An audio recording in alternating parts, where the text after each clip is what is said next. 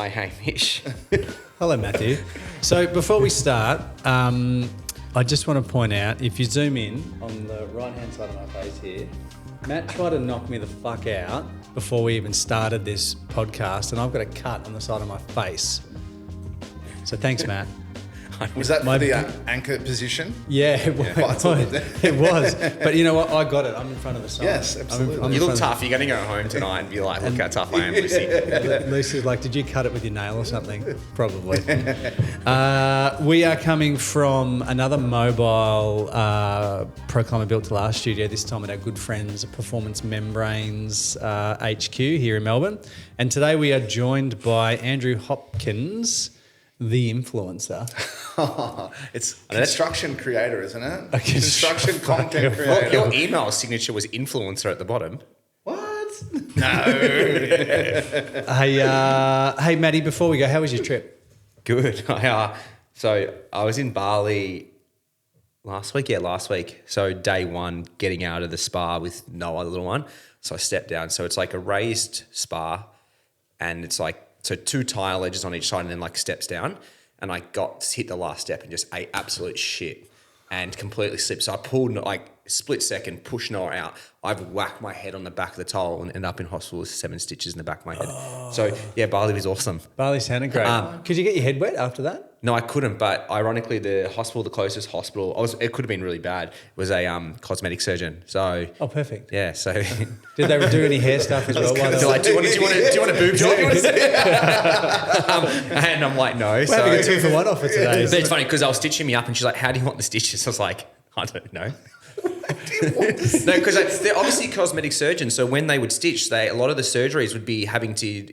And if you're a doctor listening, I might be wrong here, like internally stitched so it hides the cut and brings it together so there's no seam almost, where on my head I couldn't give two shits if it's just stitch it and bring it together. But other than that, Bali was awesome. The resort we're at was insane. I won't lie. Like, it was a bit over the top, but... it looked a bit like fancy. Yeah, so... too fancy for me. It was... So I got on Luxury Scape, so it was 12 grand, but it was 67% off. And it was worth... I could understand why people would pay 12 grand because it was just like... And so was it the 12 grand before or after the discount? No, it's... yeah, I didn't... So we didn't make podcast isn't doing that well.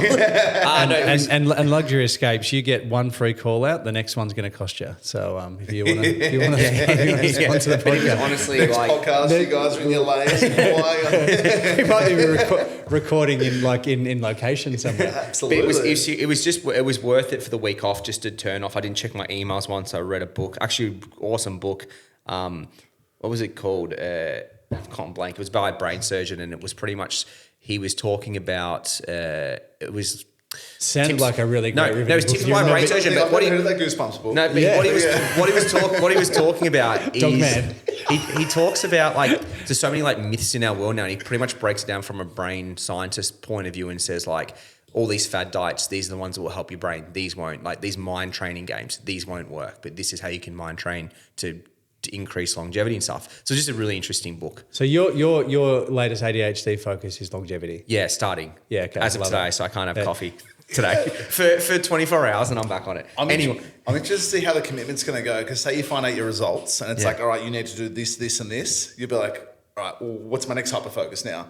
Yeah, this is what I was scared about going overseas, because no computer, notebook and a book. Like, I said to Nicole, like, what business idea am I going to come up with? Oh yeah. So I go away this Friday for 10 days, and I have been very clear with people that I'm not working. You send me an email, I might check it, but no, I didn't do that. I find when I'm away, I've just got this space to think. Yeah. Without any noise, and I absolutely love it. So I'm probably the same as you, Matt. I'm going to come back and I'm just going to like be dumping new things on the whole team. I've got 3 things from our podcast that I haven't spoken to you about yet, but I don't think they'll be surprised, but I just like sitting there and things come to you, I feel, when you have a break. So, I think you got the space. Anyway, today, Andrew, I'm going to let you introduce yourself. 5 minutes in, 6 minutes in, and we're finally introducing the guest. Yeah. It's a record, I think.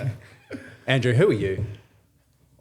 Influence me. Hoppo. I know. I was like, I've got Hoppo written down. Hoppo. I've actually got Hoppo written down too. Andrew Hopkins, aka Hoppo, Hopkins Construction, influencer. getting into that space, carpenter, structural landscaper, into the content space as much as I can see fit.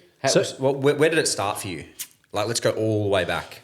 As in construction wise? Yeah. Tell us your backstory, because I reckon 2017, I reckon I called you through Sam Colley. I think Sam Colley gave me your phone number, and I needed an extra set of chippy hands. And he goes, I'll give this guy a call. But Sam did say to me, he's on social media all the time, so just be careful. So I started following you. I remember those days when we actually passed something through like a hedge or something. Do you remember that post? Oh, man. I'm going back. Anyway, I'm digressing. Sorry. Your story, not my story. So in school, love school, standard, had potential but can't concentrate, gets distracted too easily. All very true. And I thought, you know what? Where'd you grow up? Hillsville, yeah, beautiful. Yarra Valley boy. Yep. And I just thought, you know what? I want to be a chippy. Yeah. Chippies are cool. I don't really have a passion for carpentry or woodwork or anything like that. I just like the idea of just being super busy all the time. Yep. And, and my parents had this beautiful mud brick house they bought, who was built by Chris Overend from Overend Constructions. I don't know if you know them at all. They're out the Yarra Valley. And they go, I'll give them a call. So I walked down there, handed in my resume, did some work experience, and ended up getting an apprenticeship through him. And did you finish school or? No, I left at year 11. Yeah. Yeah, got out of there. But you said you loved school. I loved school. I loved the social aspect of school. I did love learning, but I just could not sit in a classroom for 6, 7. I couldn't sit still. I couldn't, Yeah. Did most of my apprenticeship there. Had actually got suspended from my apprenticeship. How do you get suspended from your apprenticeship? I've never heard of it before. I don't know if you made it up, but I got the anger management apparently. I was a ragey little kid and had good work. I would always rock up early, always worked hard, but he goes, and I full respect to Chris, he came and had a meeting at my parents' house, sat down there in the lounge room, had, I don't know if this is suited for Andrew. He really struggles to concentrate. Maybe more labour-intensive job, and I use that as like ammo to just go. And I ended up finishing my apprenticeship with someone who did like sort of carpentry and maintenance on like electrical substations all around Victoria, and really cool. And then got into framing after that, and did a bit of everything. Do you want to go back to that boss? What was his name again? Sorry, Chris Overend. Chris. So Chris, the fact that he had enough respect for you at that point in time, because he could have just told you to fuck off. 100%. And just, mate, How old were you at that stage? 18? No, I was probably 19, yeah. Yeah. But the fact that he's gone and, taken the time to chat with you and your parents, I think there's a lot in that. There's a lot in that. And I've got no bad blood at all about the whole thing. I'm sort of grateful for that conversation. Yeah, and that, definitely. I think that's a really good example of how you should give feedback too, particularly in our industry. And if we're going back, how old are you now? 20 odd years ago. Yeah. 20 odd years ago. Like that's probably unheard of back then. Yeah. That's like a hammer and the fuck off. You're done. Throw your stuff offside. Yeah, exactly. Find your own way home. Yeah, exactly. Yeah, cool. Good on him. Well done, Chris. Yeah. Shout out to Chris. He was a weapon. Absolute weapon. Yeah. And so you finished framing, then you start your own construction company. Yeah, I went and worked for so I actually had a bad snowboard accident, tore my shoulder apart. Oh, wow. Whereabouts? At Bulla. No, Falls Creek, Falls Creek. And I wasn't going to go. It was really bad snow. My partner at the time, her family always went up there and they go, come up. And I'm like, I'm not flush with cash at the moment. I don't think it's a good idea. And I went anyway and Definitely weren't flush with cash after that. No. Something maybe 4 months off from work. Wow. Surgery? Yeah, full Rico. I had to sit up there for 2 days with it just completely torn apart. Do you have income protection? No. So that if you are a tradie on the tools, if you don't have income protection and you are qualified, even if you're on the books, you're a fuck idiot. If you don't have it, you're an idiot. Fucking idiot. I'll say it. Like it is honestly one of the. From my understanding, it's fully tax deductible as well. Because work safe or work cover covers you for any accidents on site, but it doesn't cover you for anything that you do on the weekend. Yeah, it's like playing sport. Yep. Yeah, so I think I would have been maybe 21 one then, and it was, lucky I was still at home and everything else. I learned from it. Yeah. But and then went into landscaping after that. Got an opportunity to work with someone in the landscaping space. So I want to learn new things. Cool, I'll give it a shot. And Who was that with? His name's Andrew Bowling.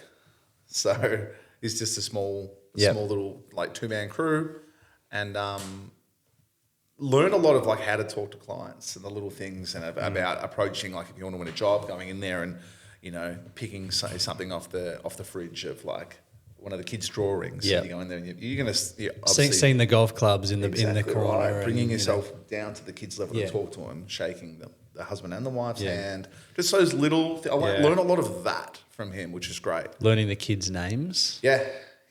I'm still a shocker for introducing yourself to someone at the door and then like names I suck. One of a second. So it's always like, hey, if you could just send me a follow-up. Here's my email, text message with all your details on, try to keep it as less offensive as possible that I wasn't, paying attention. But and then took the plunge to go on my own.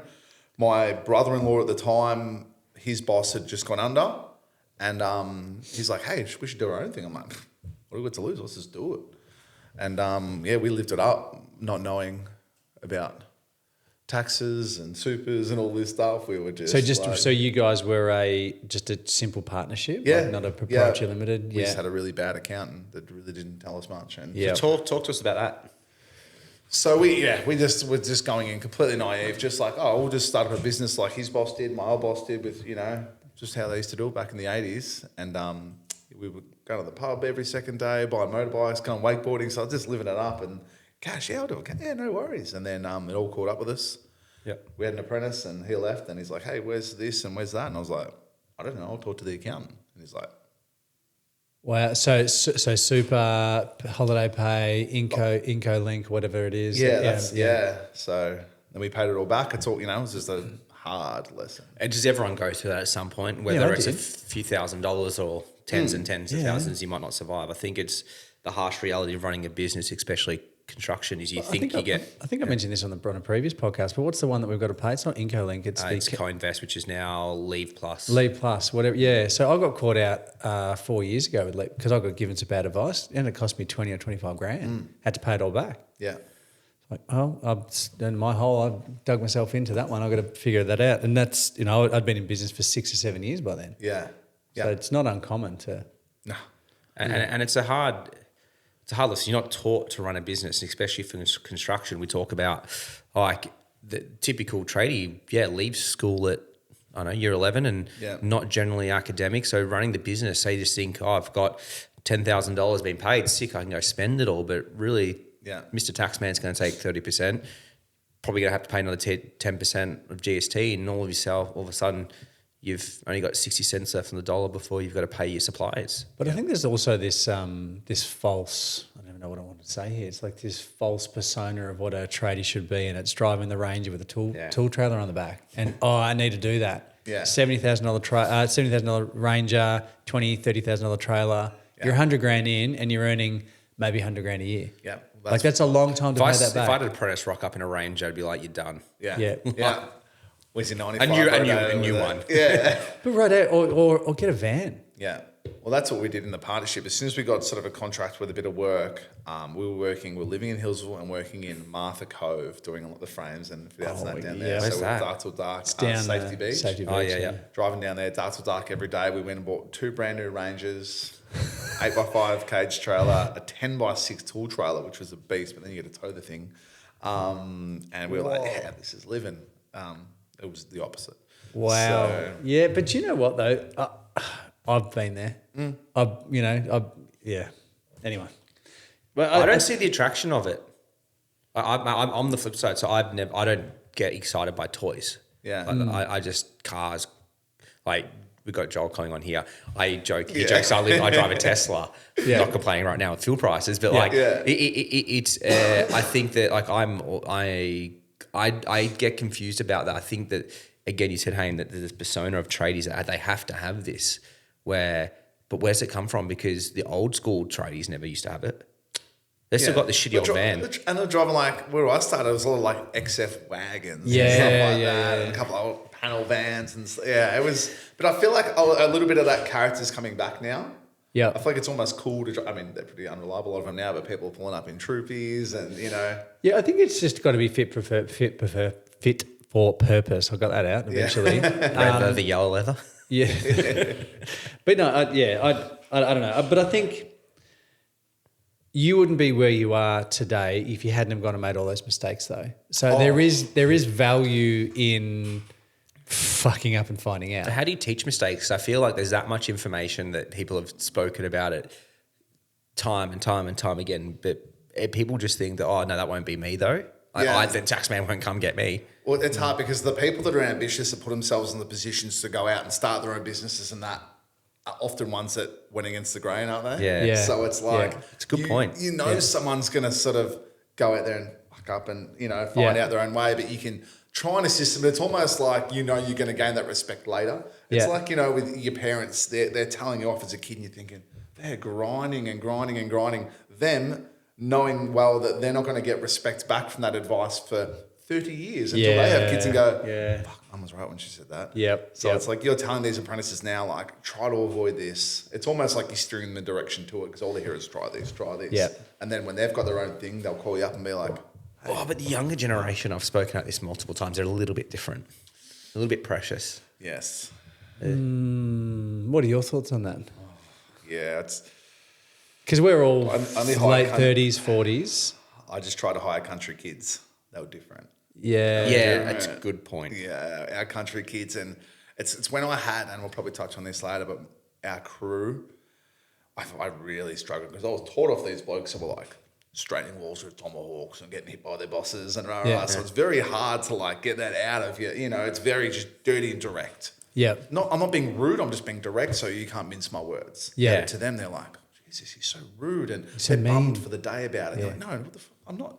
It's a bad investment for me to make you upset and not progress throughout the day. Yeah. So I'd have my other guys that almost sort of be the filter for that. Yeah. So I'd have my country guys that would work hard, and it's almost like I wouldn't favour them, but it was a bit of incentive for the other guys to like, all right. So you were in this partnership, and what happened there? Yeah, it just turned to shit. It was 4 years. Yeah. 4 years of just doing the wrong thing. I'm actually super grateful it happened. Yep. But yeah, we just had a big messy bust up, and it was with my sister. They were married, and then everything just turned to shit. Really. Do you still talk to him now? No. Is he still married to your sister? No. Okay. No. Well, it makes it a bit easier. Yeah. But a shame. Like, it was a bit of a hard, darker path for him after that. Really good carpenter. Really good. Horrific businessman. Like, I mean, I'm still not a fantastic businessman by any means, but I think we sort of lent on each other a lot. I was like the more of the salesman. I go out there, I can get the work, bring it in, and he was really good at what he did. Do you know what? I just had this epiphany then. I reckon the difference between a good businessman and a bad businessman is that the good businessman is going to fail and learn. A bad businessman is going to fail and not learn. Yeah, that's the clear-cut simplicity of business. Yep. Because no one knows all the answers. No. And you are going to fail and fuck up, and as long as you can learn from it and move on, then I guess that's what puts you in good stead for the next thing. Yeah. Would you ever reach out and say, would you want to grab a coffee and just have a chat? Is there part of you that wants to like close that chapter on a good note? For my niece, a little bit. But for me, I've just got... It's not on my priority list. Are you civil? Like, do you run into him ever? Coincidentally enough, no. Yeah. Okay. Do you see your niece though? Yeah. Cool. Okay, cool. Yeah. Yeah. So it's no, but I mean maybe. Yeah. Maybe just because you're older now. You understand. You're probably both sitting in the same situation. You're like, yeah, well, young and naive, and how good is this? Do you know what though? Like I went through a business partnership breakup, and I probably have no desire to sit down and mend that. I just think we're different people, and I wish him all the best. But I don't feel like, probably like yourself, it's not. Do you run into them? I cross paths every now and then, and you still say hi. No, no, only ever in cars. It's not. Oh, okay. Yeah. Don't beat the horn. I think if I saw him, I'd be like, hey, how's it going? What's going on? Be civil, but I wouldn't go out of my way to. I think it's the same sort of situation. I wouldn't. I don't think I don't feel it necessary in my you know. Yeah, as you get older, I think you protect your time a little bit more about, yeah. What you want to be doing with the time that you've got, because you've got kids, you've got a business, you're influencing people all the time now. So what happened after that shut up shop? What happened then? Pretty much the next day I started Hopkins up. Okay. It's just like, all right. When was that? Oh, it would have been maybe 20... 20, yeah. 2005, you mean? No, older bit, yeah. So if my young fella was born 28, maybe 2014. Okay. Yeah. Right, yeah. And so you predominantly you're sort of focusing on carpentry, landscaping, sort of external work. Is that correct? Yes, sort of outdoor entertaining and stuff like that. Yeah. So and the current, you've obviously had people working for you before, and we were having a chat offline before that. Right now you're just sort of more solo and getting subbies and stuff in. Did you have a crew at one point? Did you? Yeah. Well, after so our last business was called Fine Edge Carpentry and Landscaping, called it Feckle. So once that shut down, I pretty much just went straight out. I had my old band work with me. He's like 70 now, but fit as a fiddle still. So back then, 10 years ago, I'd get him in, I'd get a couple of mates in, and we just went ham. It grew really quickly, and a lot of people were going, "You're growing too fast." And I said, "Well, I've made every fuck up you can in business. Yep. Like every fork in the road, I've been down that way. Yeah. So I could sort of like navigate myself pretty well through growth. And we got it to about 10 guys. Yep. And a couple of subbies as well. And it was great. We had 3 crews on. It was really good, like really good. Had some, got a bunch of guys from, my first apprentice back then still plays at Heathmont Footy Club. So we, naturally get the guys come through there, and it was awesome. It worked really good, and up until the day I shut it down, like they were surprised because everything was going really well. Oh, so they were completely shocked. They thought it was running fine and dandy. Yeah, it was, and it was going awesome. So hang on, this was Feckle? No, this was Hopkins. Yeah, okay. Sorry. So when I shut down Hopkins, I'm sorry, I'm bouncing around. No. So you had Feckle, and then you started Hopkins Construction. Yeah. And now what are you now? I'm Hopkins Construction now, but I went on sort of hiatus. I got just completely crashed. Like just got to the point where I didn't want to get up and go to work. Yeah, okay. What do you reckon that was? What about it? That was my mind constantly telling me that I had to be the first person at work every day. I had to be the last person to leave. Like I had this business that pretty much ran itself. Yeah. But so burnt out. I burnt myself completely out of like, all right, I've got to be there. If they've boys got to get there at 4:30 in the morning, I've got to be there at 4:15. When did the Oz trip come into that? Just after that. Okay. So Oz trip. What do you mean by that? So I closed up the business and went around Australia. Yeah. Just shut. What was your Instagram page again? Staying Salty. Stains. That's right. Yeah. That's right. Yeah, I remember following it around. It was awesome. Yeah, you guys looked like you had it absolutely. So who'd you that just with? With my wife at the time and the 2 kids, which I didn't see the kids that much because, it's out of mentality. I feel like I can't do as much at home. I need to work as much as I can to give them the life they want to live. And, Do you want to talk to me about that for a second? Yeah, of course. Because it's because it's a hard thing. You're going to work to try give your kids every opportunity possible. Yeah. But ultimately, you're not there. Yeah. So how did you navigate that, and what realization did you have to say, hey, have I got this the right way around? When I'd have to look after the kids by myself and they did not want a bar of me. Wow. I felt like I was a stranger to them. You know how and for me, parenting before I had kids was you go to like a sort of a party and you're there and you say hi to a kid and they run behind their dad's leg or whatever and they hold their leg, and I thought that must be the best feeling in the world, being someone's home. Yeah. I would love that. To me, that's what parenting must feel like. Weird way about it, but that's how I felt. And then I'd be at home with the kids and like they wouldn't really want to do that to me. And I was like... And was there a specific moment that you remember that being, Not really. It was just in general when I get home and I'd be like, I've just worked this huge day, for you guys pretty much, you get home, you're uber stressed and, they don't want a bar of you. And you're thinking like, I've worked so hard for you today. They don't give a shit. Yeah. No. They don't care. They don't understand. They just want you. They just want me.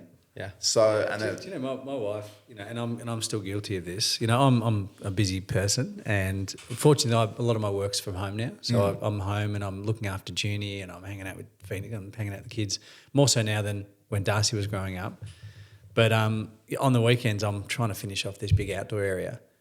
And, I said to Lucy, the kids just don't get it. I'm doing this for them. Yeah. And Lucy's like, shit, they don't care. Yeah. They actually don't care about these big grand gestures. Yeah. They actually just want to spend time with you and play Lego. Yeah. They don't care about that area down there they can now kick the footy on. They might at some point. Yeah. But there's a balance. And I think that's your story, my story is not uncommon. Yeah. We're trying to do these things for our kids, which we think is what they want. Yeah. But all they want is actually 5 minutes of your time. Where does that perception come from? Because I'm sitting now on the opposite side with a younger family compared to both of you. Because is that something that your parents gave to you that you thought that you needed to give? Or is it I don't think it's a social media thing that people sit and show. I actually think I reckon it's innate. I reckon it's something that's just ingrained in us as men, as providers, as whatever, that's what we do. And I think there's enough signals in the world to suggest that. Probably it's switching now. Yeah. Definitely switching now. But I'm 43 years old, and from memory, it's always dad goes to work. Dad's busy. Dad doesn't have as much time to spend with the kids. Yeah. And that just becomes like a normal narrative. Yeah. I'm not saying it's right. I'm not saying it's wrong. But it's generally the generation in our parents, their parents were they were lucky if the dad was there for the birth of the kids. Yes. We go to work and it's okay. Go to the pub. They weren't even allowed in the room half the time. Yeah. Exactly. So I just think we're really not separated by that much at all. No. So it's just that mindset, the mentality, and also of being that sort of ambitious, go-get attitude, what got you to where you are. Okay, I know what I'm good at, and I'm good at making money. So if I can give these guys comfort in that regard, I'm going to work as hard as I can because I know at home I can't breastfeed. Yeah. So I can't get up at 3 a.m. and do this and that. So all right, I'm going to bring myself back up to the level by working as hard as I can. But it's pushing you away. But I think once again you don't realise until the effect takes place. What are some of the things that you're doing now that you've had this experience and realisation of maybe what you were doing before to where you are now? And I reckon that trip around Oz probably really, bonded you and the kids together. Amazing. Amazing. And then coming back from that, my wife and I, we split up about 5 months after that. 4 or 5 months after that. Didn't like you farting in the car or anything like that? No, exactly. It was exactly the reason. So it's we got from that, and then it was all right, well, I'm put into a position now where, all right, I want to have the kids as much as I can. All right, so I need to change how am I going to make it work? That's when I sort of pushed for more of the sort of content creation space. Okay, I know that I got nudges at this earlier. We can make money out of this now. I need to push to be able to I've got drop-offs now. I've got pickups. What more ways can I spend with the kids? All right, I'm going to sign up to coach them in everything I can, and without pushing, but just changing my whole business to make it work for that. Because if I'm not having my kids go to school before school care at 6 a.m. and coming out at 6 p.m. and the only person that's going to change that's me. So talk to me through a normal day then, right now, because it seems like you got it pretty dialed in from where you are. Yeah. So I have the kids. With coaching, it's probably more than 50% of the time now. So every Tuesday, every second Thursday, then every second Friday, Saturday, Sunday. But because I coach them in basketball, I coach them on a Thursday after school, and then I go to the games on a Friday, and then I help out with Auskick on a Saturday as well. So most of the time, every weekend, so then I'll drop them at before school care as late as I sort of can on a Tuesday. And all my clients now are really understanding of the fact that you hire me, this is they probably don't care. We go back to the child saying talk about building the area. They're probably we totally get it. Yeah, because they're usually older as well. Exactly, and I'm very upfront about them, and it's so I drop them there, get to work as early as I can, and then the days I don't have the kids, I try and work back to make up for the hours, which is also tricky too when you've got builders you're working for. I've got to be the difference of, okay, why would they hire me when I've got to rock up at 9 o'clock on this day, and the next day I've got to leave at 2 o'clock to pick up the kids when they can have someone that's there from 7 till 4. So what is your answer to that? Because it's a really good question. So I guess that comes back to me trying to dial in my craft, but also dialing in my brand. Yeah. So when I'm there and I'm tagging them in stuff, it's also, it's putting their name out as well. So I've got to come at it from different angles of, okay, I've got to be there, I've got to do the best job. I've got to, whether I like it or not, I'm the senior guy on site a lot of the time now. So in my mind, I'm still 25. Yeah. But when you're there, you're getting these guys that are 25 asking you for advice, whether it's life advice, work, you try and help them out respectfully. And I think just touching on one thing you didn't talk about before, and sorry to interrupt, was you're setting expectations from the beginning. Like if you like boundaries. I wouldn't want. So say I engage you to do a concrete bench top, right? Mm-hmm. If you didn't tell me on Wednesdays and Thursdays you got to do like early and late, like you got to come later and leave early, and then that just happened, I'd get annoyed. But if you said, hey, you know what? On these days, this is what I'm doing. I'm dropping the kids off at school and I've got to go pick them up in the afternoon. I'd be like, sweet. Yeah, exactly. Real simple. What do you work 40 hours on the tools? Let's just say that's the average person. Who cares how you organise it? As long as the 40 hours gets done and they all get done on time and due dates to critical paths. Exactly. Does anyone really care? Really? I don't stop. I don't have lunch. Like I'll eat lunch, but I'll just keep working. Yeah. Especially when you're by yourself. Yeah. It's very lonely if you sit there for lunch and it's so just doom scroll. Yeah, exactly right. Which is me. Like, why would I stop for half an hour when I can either work for half an hour longer or I can leave half an hour early and go get the kids or go home? So, yeah, the week's a little bit different now, but working around the social media stuff as well. And you at the moment predominantly subby out to other builders, or you just do you pick up your own? I do, entertainment units outside. Yeah. So I'm doing that for 2 builders. I do sort of on and off when I can, and then private jobs that come in as well, or for other random builders as well. But I try to, in my little trial period now of seeing how well the social stuff can go, and then I don't ever want to have to pick up a job that I don't want to do in the meantime. Yep. So like, I've got to do a house frame. I've got to go do this bloody hailing fence to fill the time. So, and with the stuff I do, because I sort of pigeonhole myself in this little niche now, a lot of just the barbecues and feature pieces, they're not coming around every day. But if a builder calls me, they're at the end of the job and they're like, all right, well, everything blows out and we've got 2 weeks to do this. I need you in next week. I don't want to be able to say no. I want to always be like, I'm good to go. So this is a good part to move on to this social media side. So I'm going to play devil's advocate for 2 seconds. Go for it. So you come on my site, you're working, but you're on your phone the whole time. Because I feel like that's a conversation that isn't had enough. Obviously, you've earned the respect and time and you have the experience to know when your phone goes on and when your phone goes off. Now, let's just preface that for young kids who... I'm not talking a 19-year-old first-year apprentice, but of course. How do you navigate that conversation? Because I feel like it's a tricky one because I've had someone work in the past that do this and it was like, dude, you're on your phone the whole time. You're not even getting anything done. Yeah. How many subbies do you get in that answer 20 phone calls a day? I don't use subbies anymore. Yeah. How many subbies do you see out there? Heaps, yeah. I don't get any phone calls. Yeah. So my time on my phone, I will set it up on a tripod. And I move it from here, I move it to there, I move it there. Yeah, you're not, Or every now and then I'll throw up a story, but I'm walking to the car or I'm explaining to someone what I'm doing. And often the clients or the builders are seeing that too, and it's a live update for them. So I was hoping you were going to say that and not be like, I've got 5 cameras set up and I edit it in the day, because I think that's what... So we've written a social media policy I have recently, and I don't care what my team do, but... do it after, like you can record during hours. I don't care what you do, but don't sit there on edits and doing your voiceovers during the time or trying to curate your content. Then I think that's what we need to understand, that do it outside of those hours if that's your choice. I don't care you filming stuff, but you're not hired for the social media. And like I asked some of my team like how much they might spend on. He's like maybe 5 minutes of recording a day. I'm like, that's fine. If it's eating into things not getting done right, and then there's more time spent on social media. One, I'll tell you because I can see what time you're uploading stuff, because if it's the middle of the day, it's very obvious. But exactly right. I think there's just this generation of people that think that they sit on their phones all day while they work and nothing gets done. And I just wanted to have that conversation to explain that, like, me and Haim don't do this during work, and we kind of do, but very different. But But we're different roles though. We're different roles. And you know what? Like your day and my day are completely different from day to day. Yeah. Like today we're here for 4 or 5 hours. And yesterday last Thursday I was in the office at 6 a.m. Yeah. And I punched it through till 4. Yeah. Did a massive day. But then on Friday, mate, I reckon I finished at 2. Yeah. So my day in my mind is so much different to someone that's on site. You are there from 7 until 4, and my expectation is you're working from 7 to 4.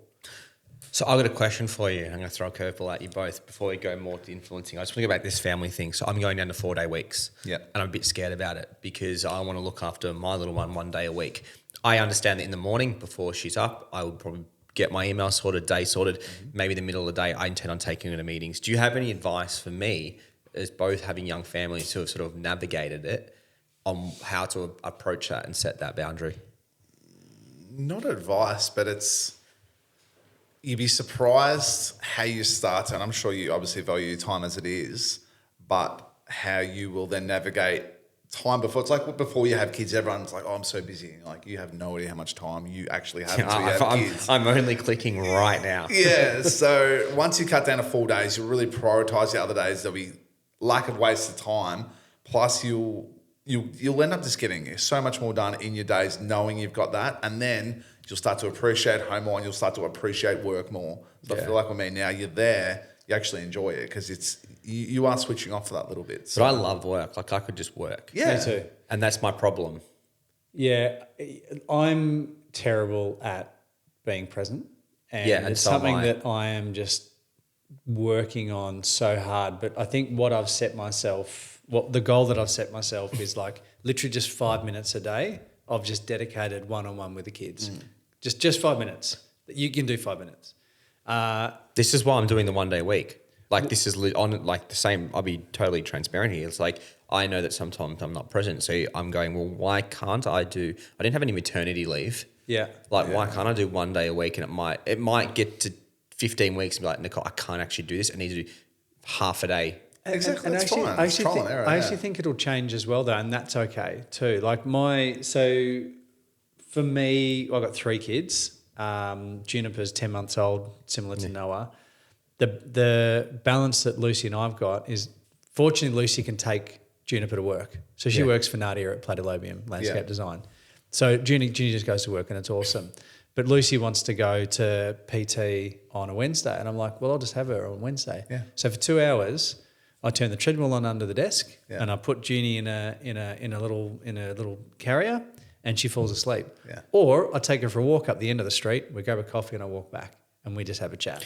I think that's the hard thing. My brain has always been told, like, unless you're not actively doing something, you're not working. It is hard. But you just learn to get used to it and you just, Yeah, and I know I'll adapt. I think that we talked about, until you have kids, you don't know how much time there is. And honestly, I'm sitting all these people, and it is quite overwhelming watching people at the moment being like, oh, I'm AI this, AI that. And I'm like, I'm kind of very happy that didn't come out when I didn't have a child, because I just fucking work. Yeah. I just sit there and be like, I'm just going to keep going with it's this. so dull, yeah. I just would have been, and now I'm like, well, something's got to give. And right now, I'm not going to go crazy down that path. I'm just going to spend 1 second on AI. I think that people in the construction industry are getting too distracted with AI right now, when in my opinion, they should be actually focusing on the fundamentals of business 100% first. agree. Because like... In what way, though, do you mean they're getting distracted? Well, I think that like any data, like any outputs of something requires really good data. Yeah. And if your data is shit, the outputs that AI is giving you is going to be shit. Yeah. Now, I've accidentally realised this because I've just spent the last 8 weeks completely systemising and wrapping process around our pre-construction phase. Yeah. With the view that I was keeping AI at arm's distance for a second because I didn't want to get distracted by it. I've actually realised that I was doing it right, that you should do your data first, then you automate it, and then you put AI. Now, a buddy of mine has actually clued me into like that logical process. I personally feel there's a lot of builders out there and tradies getting far too distracted with AI. They're creating things that they don't even need right now because their business isn't set up for that, because they see some big brand doing it, so I should that too. But the issue I see is like, if you're going to use AI, use it for marketing. Don't you need the lead first? Yeah. If you can't get the lead, you don't have the job. Don't get me wrong. I think AI is going to play a massive role, but I think that the hierarchy needs to be that your house needs to be in order first. And I don't profess to be an expert at this at all, because there's still so many things that I need to work on. But I think AI is a bit of a distraction at the moment. Yeah, it's a good point. I agree. What do you use it for out of interest? Because like I know what you do, but Right now, I just use it for just copy validation and stuff like that. Maybe if I've got a few reports that I need to summarise. Yep. And I'm using it for a lot of AI summaries Yep. to putting it into like clear logical thoughts, but that's it for now. But I've got big plans to use it, but I realise that I need to get so many things in order first before we start adapting it. yeah, and it's play the long game. Play chess, not checkers. Because my goal is that my site team can actually punch a question into a WhatsApp chat that's connected to your Claude agent and be like, hey, can you just give me a little bit more information about how the engineering got to here? Yeah. Now- because you started with the data first. Yeah. Yes. And you yeah. can't get that unless your data is in a logical form. So anyway, Yeah, let's get it. I'm not professing to be an expert. I have just accidentally come across this. So anyway, don't get distracted by it, but it's fucking powerful. All right, back to influencing. Yeah. Have you been stopped in the middle of the street and be like, oh, I know you? So much. Really? So much. And one of them was the craziest one when I was on my trip around Australia and I was on Bustleton Jetty, which is the longest jetty in the Southern Hemisphere, just below Perth there. And I was halfway along it and this bloke goes, Hoppo. And I was like, I'm shocking for like faces, names, I'm shocking. And I was like, yeah, g'day, mate. How you going? Like, have we met at a caravan park along the way or something? He goes, bro, I follow you on Instagram. And I was like, well, Mrs. the Tom looks at me and she goes, and I'll never forget it. She goes, at least you know your marketing's working. I was like, fuck, a lot. So let's talk about the amount of time you spend on it, because I think there's this probably idea that you take a few photos, upload them and done. And that was my original thought on content creation 8 years ago. I now understand it's a lot more than that. A serious amount of work. Yeah, like how many hours do you reckon you spend a week on it? I'm probably doing, like, minus recording, probably 3 hours a day. Wow. Putting stuff together. And that's just because, all these other brand stuff I put up as well, like creating ads for them. So not including the recording? Not including the recording. Okay, so the recording kind of just happens organically while you're on site? Yeah. Yeah, okay. Yeah, Cool. and then I'll pluck bits for that. But then, when I get home, with my like, Toasty Tuesdays, on my little pods and stuff now. And then just the process of setting things up as well. Yeah. So Toasty Tuesdays, just so anyone that doesn't know, do you want to explain what that is? Because I love it. It's a bit of a little like cultural explosion that happened by accident. Working on site in the mud, and I had like an old Jaffa line. Yeah. And I just put a photo on my story, and then I just started getting. Well, now it's hundreds and hundreds of people have sent in just suggestions of what to cook. So what's the best suggestion you had and the worst? The worst, well, this chair's got me. The worst one was my mate Andy, the Wandering Chippy. Shout out. I put a thing out for like, I want your kids' suggestions. What to make.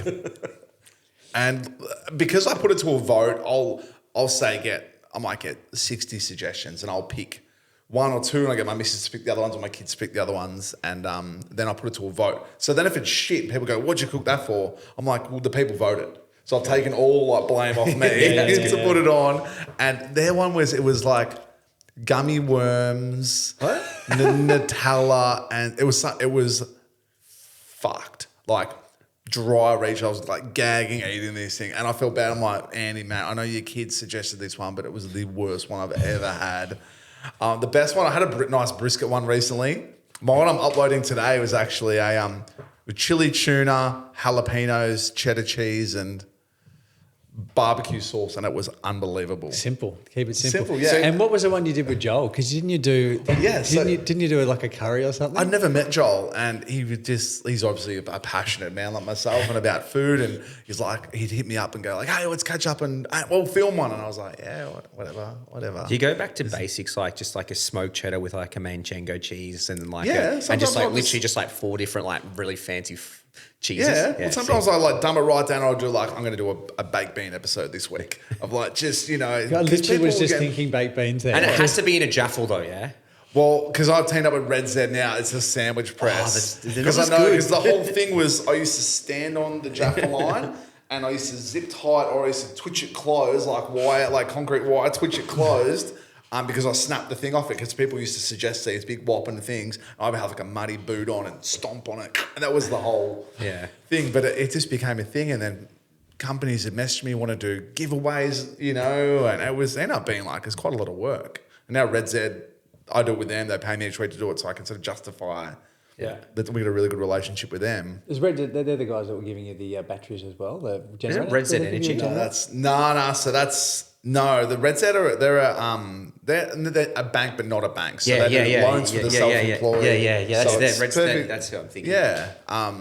So I do it with them now, as well as my mates on Crates coming up. But they really, it's funny because they're this obviously uber professional company, but they've got a bit of a twang to them. But I think it works. Like I think you like the natural organic style that you produce is engaging.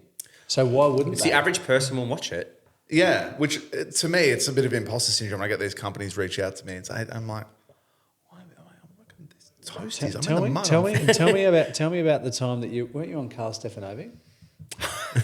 I actually telling Joel about this the other day. Yeah, weren't you like? It was for these fingernail things. Yeah. So I got kind of stitched up in a way, and I had this whole thing of like almost like a fucking and find out sort of attitude of like, you know what, shoot your shot.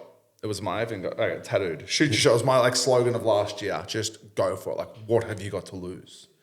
And it was Phrase Skin, who do like skincare for blokes, and they're like, hey, we're gonna fly down from Sydney, want to film some stuff with you. And I was like, why not? You know what? I'd look at like, Adam Sullivan, who does like the evidence-based training. Yeah. And he just walked through a supermarket, talked to his phone. I was like, it's always the best content, but I'm terrified to do it. The talking head reel. Yeah. They're hard. Oh, it's like, do you teleprompter like because you can't because then you're looking at the screen. I used to try and do that. Now I just go with it. And that's one thing that I really took out of it. I used to do like 50 takes on things. I'm like, I can't say this. And I was like, it's not real. Like I got this over edited. So you just one take now and go for it, upload, see ya. Sometimes they're pretty rogue. I reckon they're the best ones though. Like when you just like off, shooting from the hip, just boom, done. Yeah. Send. The worst about content creation, you think, fuck, I've nailed this one and no one likes it. And then the next day you put up something, you're like, fuck it. And then that goes off. I actually just recently got my most viral reel, and it took me like 5 minutes to do. Which one was that?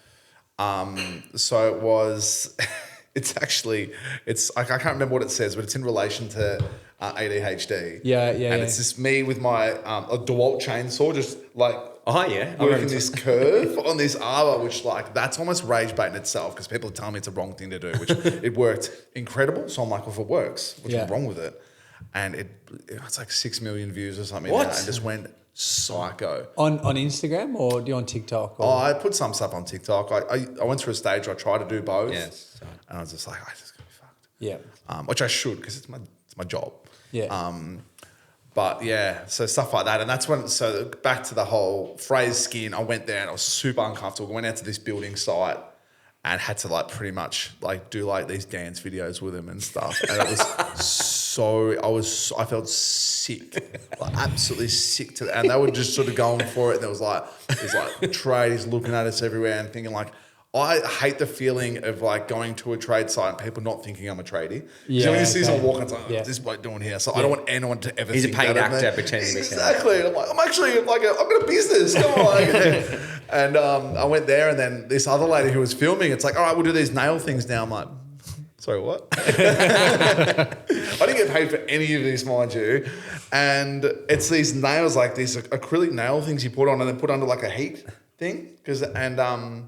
And I just had black nails for like 2 weeks. Is there anything that you won't say yes to now?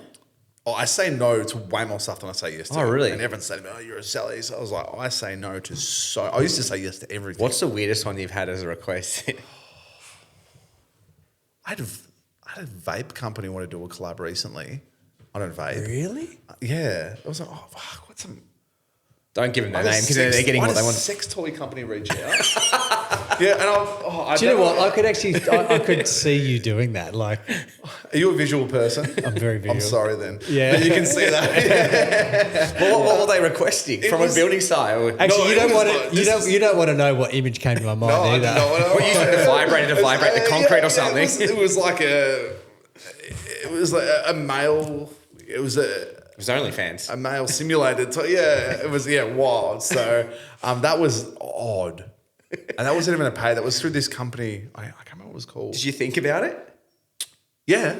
Definitely. I was like, because I was at that stage where I was like, I'm gonna put myself out anyway. That like, you know. Yeah. But then I'm very glad I didn't do it.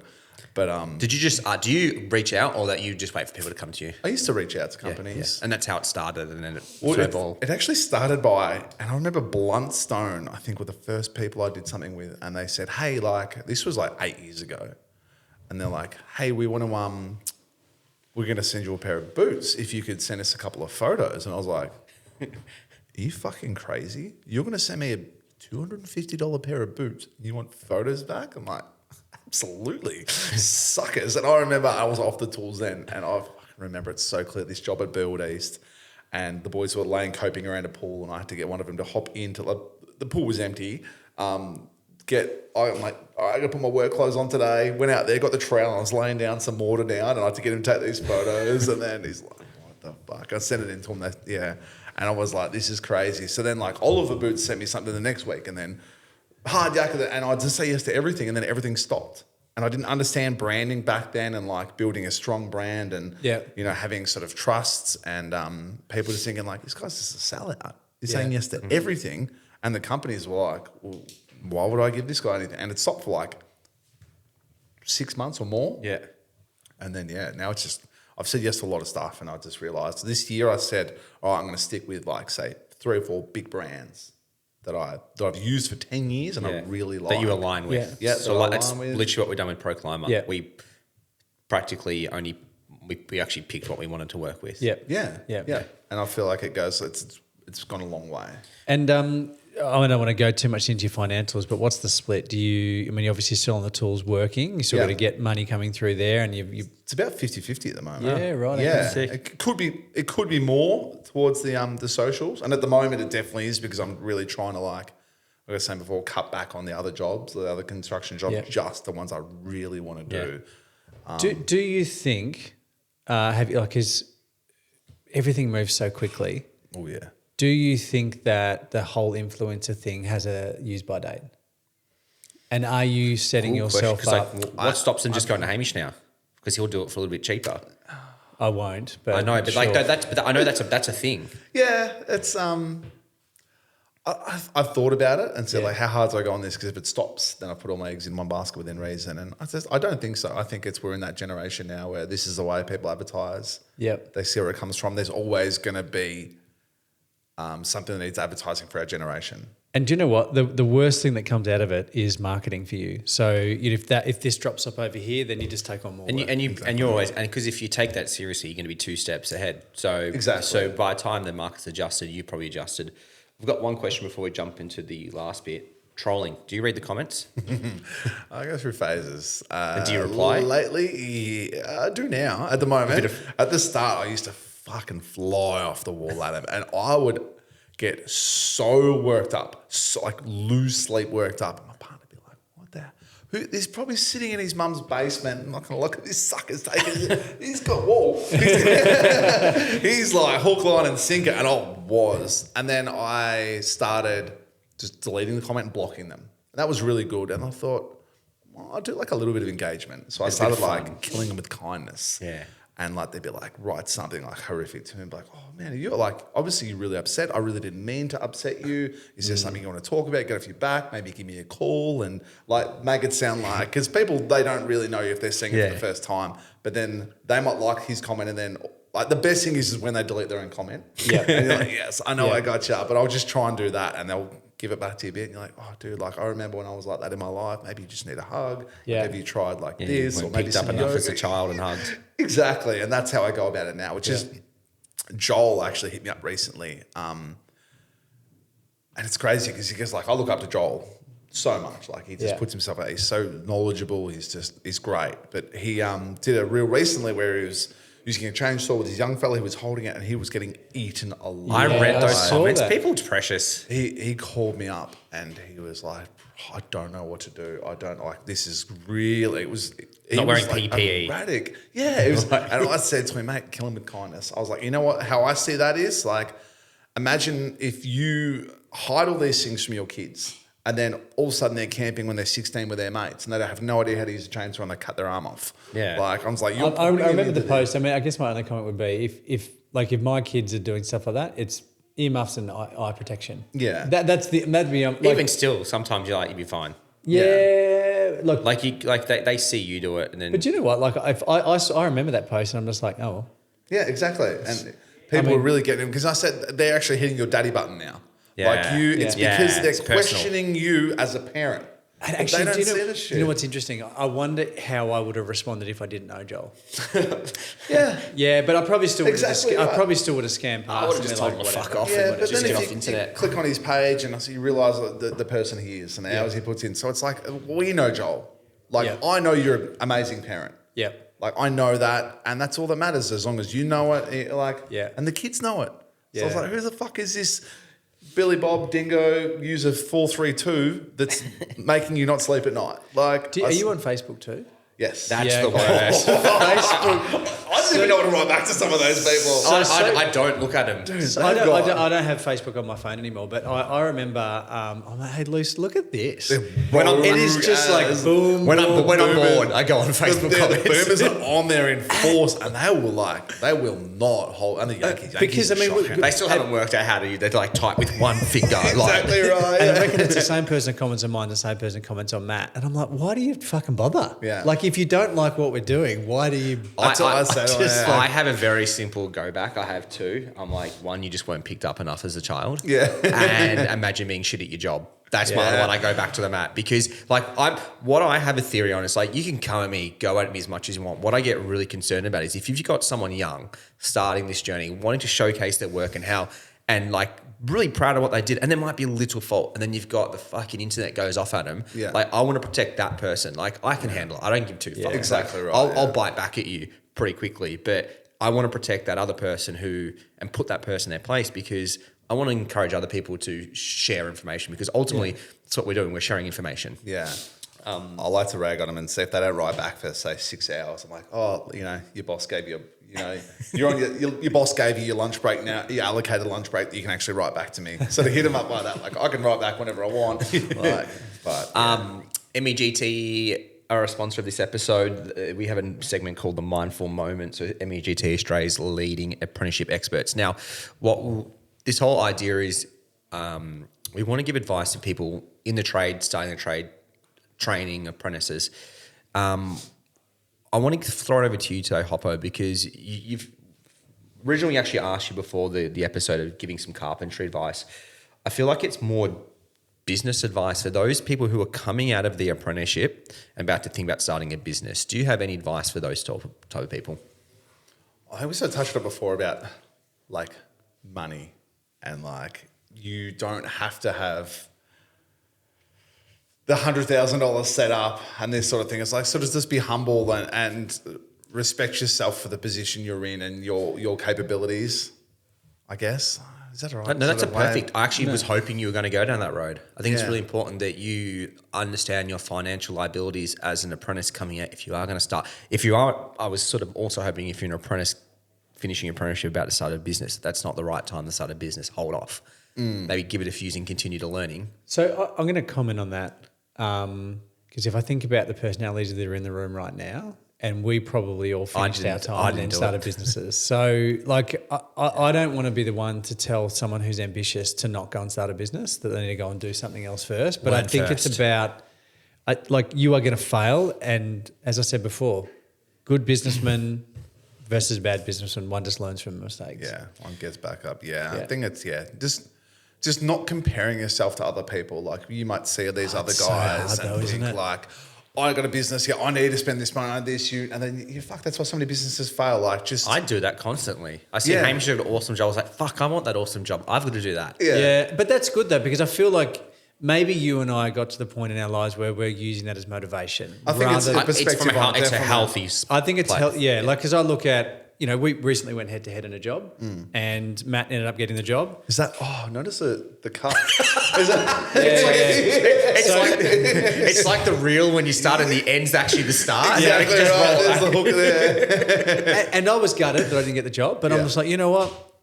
I'm just going to work harder now. Yeah. And, if anyone is going to do that job, I know Matt's going to do a great job. Yeah. So I think it's the whole perspective of things of like let success motivate you not like sort of bring you down mentally and think like, why aren't I there? Because no one knows the background of like, okay, he might have inherited this money, he might have this, or he's got that ute, but he might be paying $1,000 every week for all this stuff. But also they're seeing what's on social media as well. Oh yeah, it's shocking. Yeah, shocking. It can be a really good place because you've obviously made very good friends and got work from it, but can also be a very dirty place. Yeah. Oh, yes. It's sent me on an absolute roller coaster over the years. But I mean, it's put us all here, but yeah. So someone wants to follow you or get onto you, what's your profile? Hopkins Construction. What's the followers goal by the end of the year? Because you just hit 40,000. Or is it more reach? Followers aren't the tool anymore, are they? No, they're not. I like seeing. I just hit 40K, but I use like Sammy and Joel for just motivation constantly. Yeah. Like it was the reach before because Sammy hit 10 million views for the last month, and I said to him, "Whoa!" I didn't think that was possible. It wasn't even a thing, and I went, "I'm doing it." So the last 30 days, I'd put 10 posts up a day between posts and stories, 10 a day, and I've hit 12 million views for the last 30 days now. And I said it in our group chat to the boys. I was like, "This isn't a brag. This is." Sammy did it. Now come at me. This is possible. I didn't think it was possible, and I've proved myself wrong. Fuck. So Sam's almost 70,000. He's growing.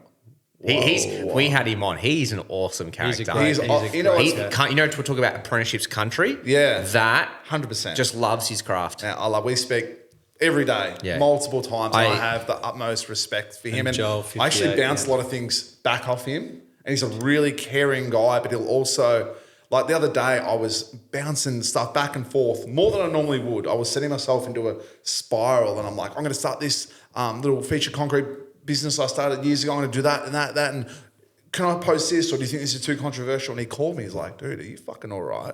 Like you're normally a guy, people reach out to for like confirmation on things because I say it how it is. And he's like, I've never seen you not back yourself so much. Are you okay? Wow, good on him. I got a pretty good gut feel on people when I just met him for the first. I was like, I like you. It's just genuine. Genuine. And he just reached out when I started selling my merch, and he just started buying everything. Who would you out? And so I'd like, I don't send him one, and then I'd look at my inbox and he'd send me a few messages. And I'll tell you what, I'm disappointed we didn't come away with a fucking Hopkins t-shirt today. Unless there's some in the car. None in the car. I'll send you some. Oh, right. This is outrageous. Well, this is my controversial one. People go, I don't smoke. Yeah, I like the make construction. What is it? Make construction great again. More than what I was. That got some people a bit mixed precious emotions, and I was like, but then they talked to me about about what my purpose is now, in the industry, and I feel like how my purpose has completely shifted in the industry from trying to make as much money and build this business to like I learned off a craftsman, and there's not enough of that anymore, and the appreciation of people are just burning the thought of a trade, and the whole my sort of bottom line is that no one said it was going to be easy. Yeah. So why are people surprised when it's hard? These apprentices start, they're like, well, this is way too hard. You're like, who the fuck told you it wasn't going to be? Yeah. So what are you surprised for? Be grateful, and that's why I bring it down to the 1%ers. And I've sort of talked about a lot. It's just those waking up each day, your morning coffee, the feeling of, you're going to go into a team environment and conquer this job. It's a really good feeling. I think you got to build those rituals into your day and just enjoying those small things. wins. The small wins. It's small wins. Way to wrap up. Hoppo, thank you for coming on. Thanks for coming on, man. Thank you so much. Appreciate it.